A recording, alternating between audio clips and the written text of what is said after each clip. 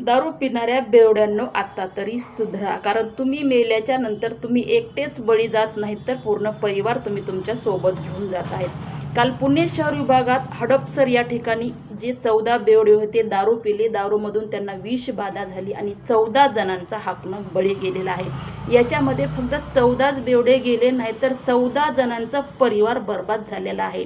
जे दारू पित आहेत त्यांना माझी कळकळीची विनंती आहे की दारू ही एक नशा नाही तर तुमच्या शरीराला लागलेला न संपणारा रोग आहे आणि तो रोग म्हणजे तुम्ही स्वतः दुरुस्त करू शकता. इतर कुठलाही डॉक्टर या आजाराला दुरुस्त करू शकत नाही. तुम्ही एकटे जाणार नाही तर तुमच्या पश्चात तुमचं परिवार पूर्ण अनाथ होणार आहे. तुमचे आई वडील, भाऊ बहीण, तुमची मुलं बाळं पूर्ण अनाथ होणार आहे आणि तुमची जी बायको आहे ती लोकांची धुणं भांडी करत पोटाचा उदरनिर्वाह करण्यासाठी कामाच्या शोधामध्ये भटकत राहणार आहे. म्हणून तुम्ही मरणार आहात, पण तुमच्या नंतर तुमची सजा तुमच्या परिवाराला देऊ नका. म्हणून दारू पिणाऱ्यांनी सावधान राहा, सतर्क राहा, स्वतःची काळजी घ्या आणि दारूपासून लांब राहा. मोदींनी आतापर्यंत दारूसाठी कुठलाही निर्णय घेतला नाही किंवा दारू या शब्दावर कुठलंही त्यांनी काम केलेलं नाही किंवा दारू बंदीसाठी कुठलीही उपाययोजना अंमलात आणलेली नाही. म्हणून मोदींनी या भारतातून तात्काळ दारूबंदी केली पाहिजे.